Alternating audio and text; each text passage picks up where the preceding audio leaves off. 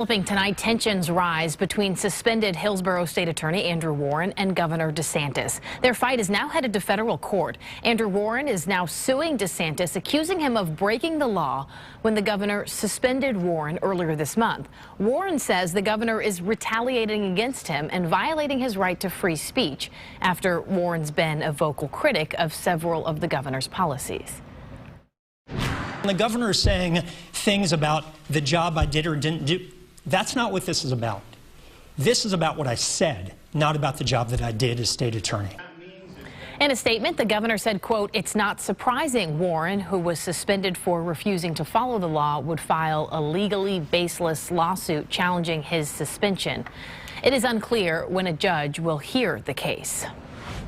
Well, during that press conference, Warren also addressed comments he made last year regarding the sentencing in a deadly crash that killed a young mother and child.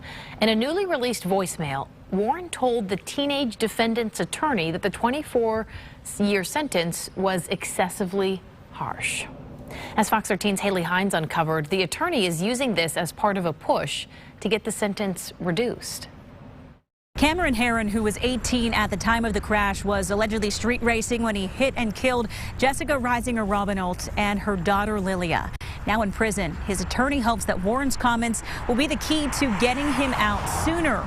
Warren argues it was his job to get justice for the victims, and that is exactly what he did. April 9th, 2021, State Attorney Andrew Warren called attorney John Fitzgibbons. Just wanted to share my thoughts on what happened yesterday. One day prior, a judge sentenced Fitzgibbons' client, Cameron Herrin, to 24 years in prison. I was surprised and even disappointed by the sentence. I thought it was excessively harsh. Back in 2018, then 18-year-old Herrin is accused of racing another teen on Tampa's Bayshore Boulevard, hitting 24-year-old Jessica Risinger-Robinault and her 21-month-old daughter Lilia as they crossed, killing them.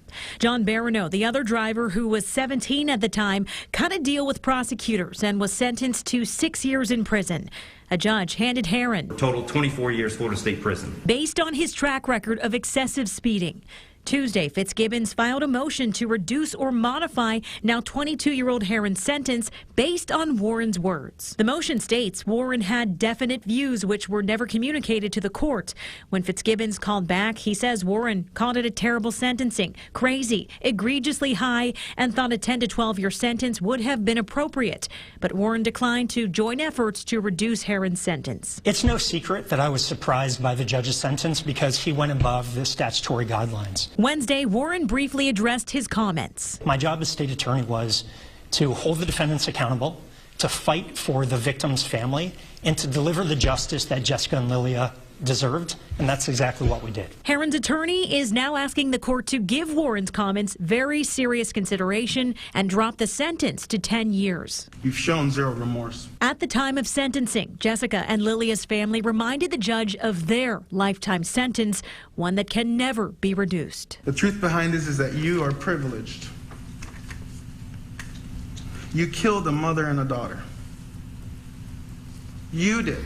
According to the motion, Herrin is taking very limited courses in prison, is living in a faith-based unit, working in the library, but having, quote, a very difficult time. Herrin's attorney believes the reduced sentence would punish Herrin, serve as a deterrent to others, while also giving him hope for a future. Reporting in Tampa, Haley Hines, Fox 13 News.